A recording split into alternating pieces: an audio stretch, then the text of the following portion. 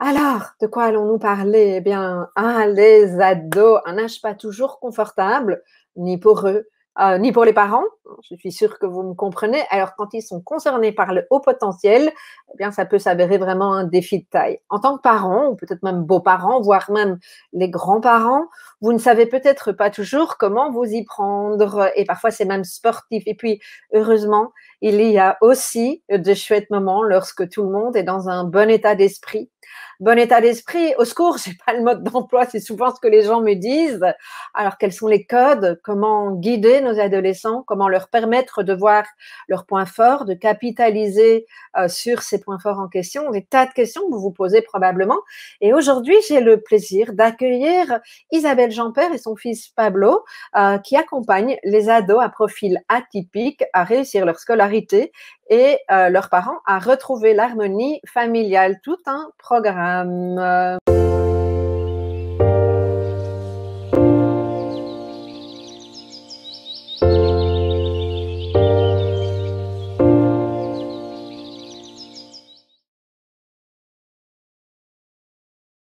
Quand le système familial est malmené, c'est comme si ça augmentait l'intensité du mal-être de l'adolescent. C'est ça que je comprends?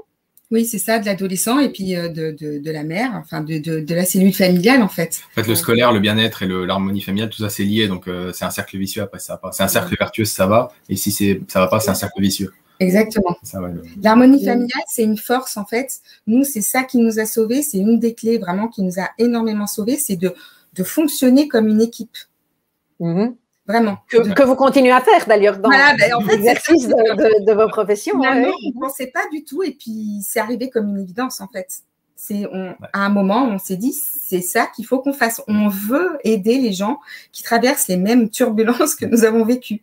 Parce que moi, je suis coach scolaire et à une époque, voilà, je me disais, mais je vais avec le parcours que j'ai eu, avec le bac en candidat libre, le brevet en candidat libre, tout ce que j'ai fait tout seul. Je me suis dit, mais je veux vraiment aider les ados, etc. Alors à l'époque, j'étais un petit peu, je savais pas trop. Je me disais, tiens, je vais créer un site web, tiens, je vais être pour les ados, mais quels ados? Tiens, les surdoués peut-être, voilà. Et après, voilà, en fait, on s'est vraiment rendu compte que nos forces se cumulaient et se complétaient, quoi. Et du coup, voilà, on s'est vraiment dit, on va travailler ensemble, quoi. Comme on avait traversé cette adolescence, en fait. Parce que finalement, on l'a bien traversé malgré tout. Ça a été très difficile, mais on a réussi. En fait, ce qui me vient là, c'est aussi intéressant de dire que l'adolescence, je pense, est un âge où on fait particulièrement attention à l'extérieur. Je n'avais pas pris conscience de ça jusqu'à notre échange maintenant, mais c'est important. Hein, et donc, on a beau être bien dans le noyau familial, est-ce que je comprends que le risque est accru à ce moment-là, au moment de l'adolescence, puisqu'on va chercher ses repères à l'extérieur, les copains, peut-être les profs. Oui. Ça fait du mal, Google. Hein. Oui, c'est ça. Ça fait du mal. Comment ça fait du mal? Qu'est-ce qui se passe quand un ado va sur Google? Non, mais en fait, disons que c'est surtout la génération qui a tendance à chercher énormément de choses sur Google et donc surtout au potentiel, en fait, on va tellement penser les choses qu'on va tout taper sur Internet, mais on peut trouver tout n'importe quoi. Donc, puis après, on va importer des croyances comme ça. Et c'est assez. C'est ça. En fait, c'est pas mal en soi. On remarque ça beaucoup chez nos clients ou autres. Vraiment, il y a parfois des croyances comme ça qui sont importées on se demande d'où, parce que leurs parents sont pas suffisamment comme ça. Ils n'ont pas de réponse, donc en fait ils les cherchent. Nous on a des clients vraiment. Enfin, quand on discute avec les adolescents, des fois on entend vraiment des choses dures sur ce qu'ils pensent d'eux-mêmes. C'est vraiment très très dur. Ils se pensent psychopathes, ils se pensent vraiment des choses très dures déjà à des âges où ils sont quand même encore jeunes, quoi. Ils ont vraiment des pensées vraiment parce qu'en fait ils regardent des choses sur Google. C'est un petit peu comme quand on est malade. Il faut surtout pas regarder sur Internet. Hein. Bon là c'est pareil. Donc et le problème, moi, c'est pas mal en soi. C'est un outil formidable, Internet, mais du coup, on se retrouve avec des jeunes personnes qui sont pas encore adultes, mais qui sont plus enfants, et qui se renseignent. Et comme ils sont au potentiel, forcément, ils ont beaucoup de choses et ils mentalisent plein de choses. Ils vont sur plein de sites, ils comprennent plein de choses et du coup, ils se font un espèce des fois, on arrive vraiment avec des enfants, même des adolescents qui ont vraiment déjà des choses implantées en eux, vraiment dures, quoi, vraiment dures, très dures. Ouais. au niveau scolaire de leur enfant, hein, l'enfant qui n'est pas toujours au clair avec le fait qu'il soit capable, au contraire, qu'est-ce que vous donneriez comme clé concrète aux parents qui nous écoutent? Alors, première clé, on va dire, je pense, c'est vraiment la méthode déjà. Il faut vraiment apprendre à avoir une méthodologie quand on arrive à l'adolescence, qu'on est au potentiel. On peut plus se reposer sur sa bonne mémoire, que ça c'était un peu le cas à l'école primaire, on peut juste retenir les dates et puis les mettre sur sa copie et puis on a une bonne note. Après ça se termine parce qu'arriver au collège, surtout au lycée, trouver les méthodes qui nous conviennent, c'est-à-dire que la méthode qui convient à Pablo ne va pas forcément me convenir à moi, ni convenir à un autre adolescent, même du même âge ou dans la même classe ou même au potentiel également. Ouais. Ça, faut vraiment arriver à trouver. Il faut trouver, en tout cas, il faut réussir à comprendre les exigences scolaires. Et à faire, quand on fait des travaux qui sont des dissertations, des analyses de texte, etc., il faut vraiment comprendre qu'on ne peut pas laisser son cerveau partir en vrille et écrire au fil de la plume, même si on a l'impression c'est pas une œuvre d'art, une dissertation. Donc, il faut comprendre. Il faut comprendre les codes. Pourtant, le potentiel, il a une intelligence, parce que le test de QI mesure une intelligence dite rationnelle.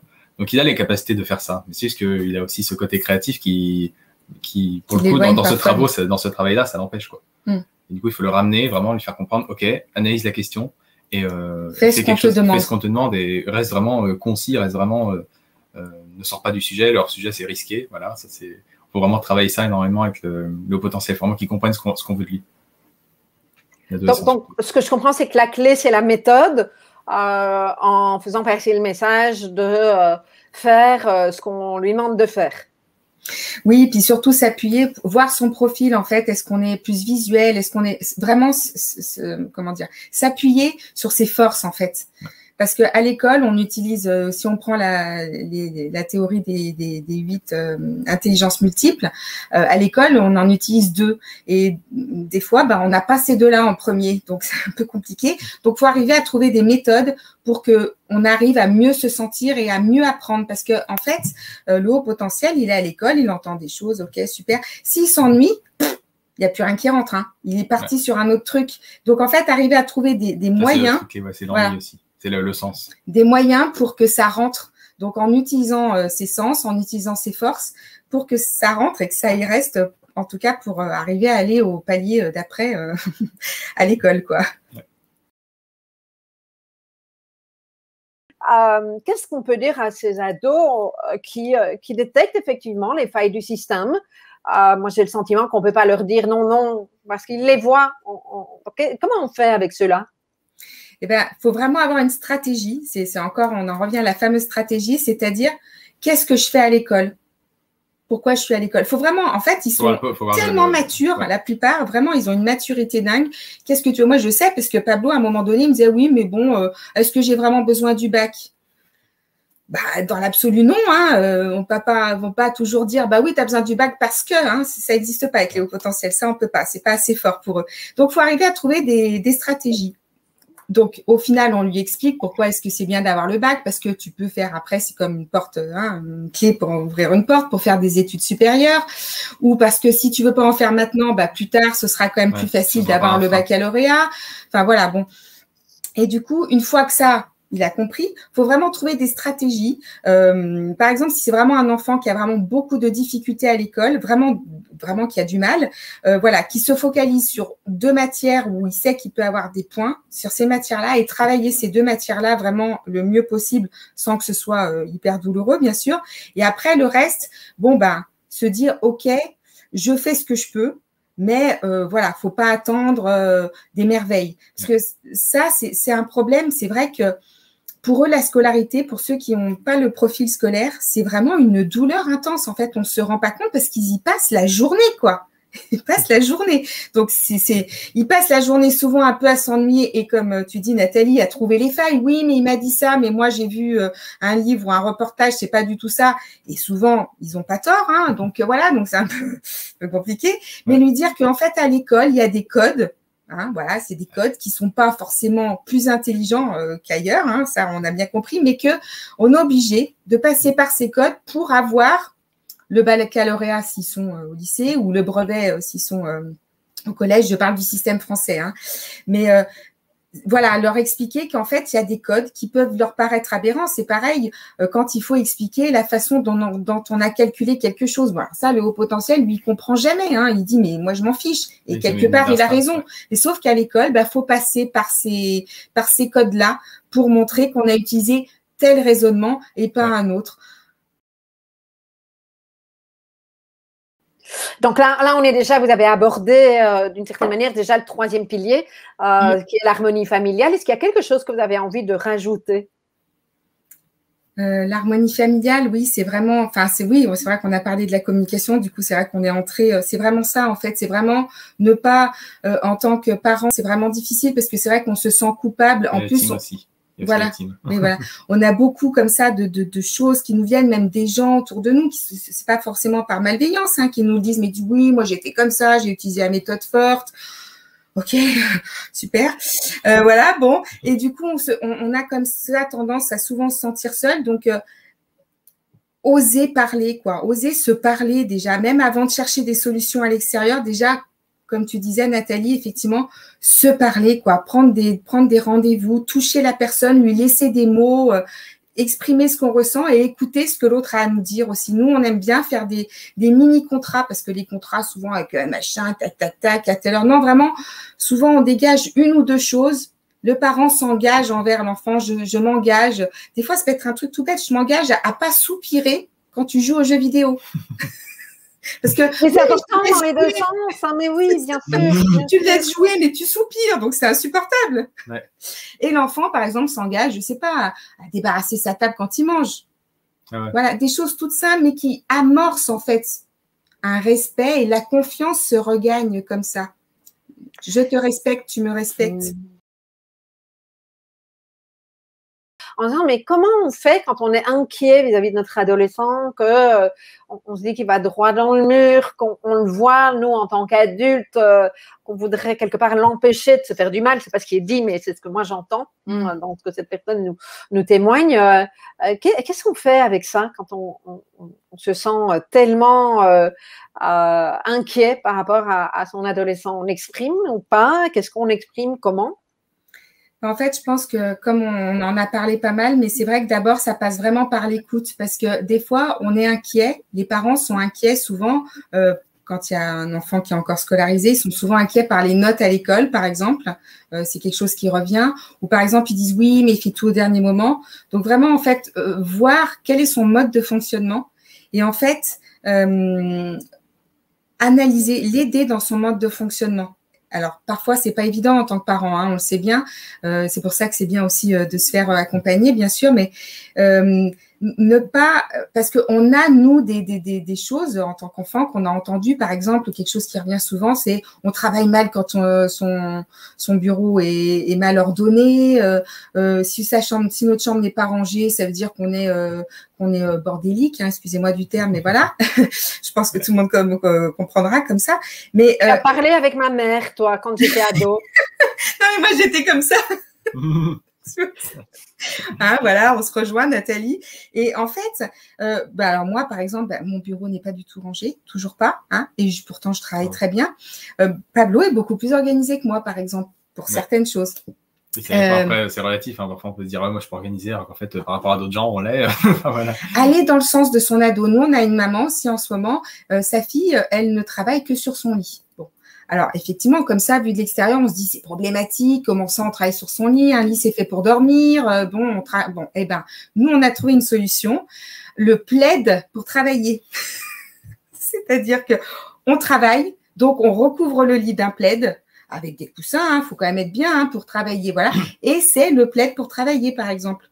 Et là, tout le monde est content parce que l'adolescent, il se sent reconnu dans cette personnalité qui fait que lui, il aime travailler sur son lit. Si les résultats sont bons, si c'est pas une souffrance pour lui, s'il nous dit pas, moi j'en ai marre, maman, je veux travailler sur un bureau, j'y arrive pas. Donc là, on trouve d'autres solutions. Mais si pour lui, c'est là qu'il est le mieux, c'est son univers d'être sur son lit, eh ben on l'aide. Tout le monde est content, on lui trouve donc ce fameux plaid pour le lit. Et là, en tout cas, nous, pour notre cliente et son adolescente, puisque finalement, les deux travaillent avec nous, elles sont ravies toutes les deux. Finalement, elles ont trouvé la solution.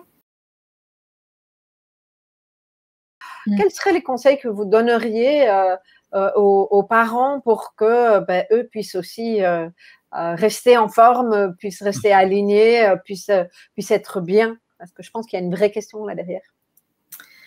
Et bien justement, se faire aider. Parce que se faire aider, ça veut dire lâcher prise et avoir du temps pour soi. C'est tellement important d'avoir du temps pour soi. Pour pouvoir aider son ado, pour pouvoir aider les gens en règle générale, il faut s'aider soi-même en premier, quoi. Hein, c'est toujours l'histoire du masque dans l'avion.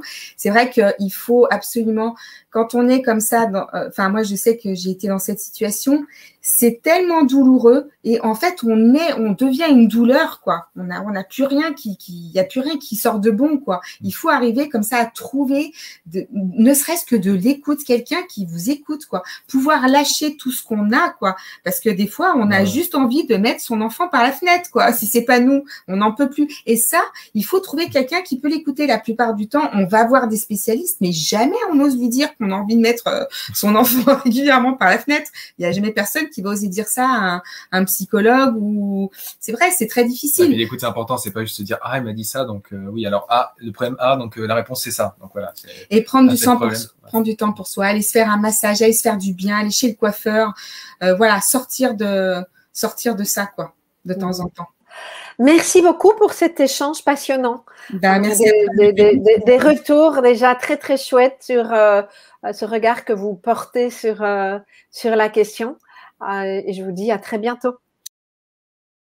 Si vous avez apprécié cette interview, bien, dites-moi ce qui vous a inspiré en commentaire, si vous le voulez bien. Et puis, tout simplement, vous pouvez aussi me mettre un petit pouce pour m'encourager à interviewer d'autres personnes. Si vous souhaitez mieux vous comprendre et découvrir des clés pour vivre votre singularité comme une force, je vous laisse télécharger notre magazine Regard Pluriel sur le haut potentiel. Et vous trouverez en description de cette vidéo, il est gratuit. À bientôt!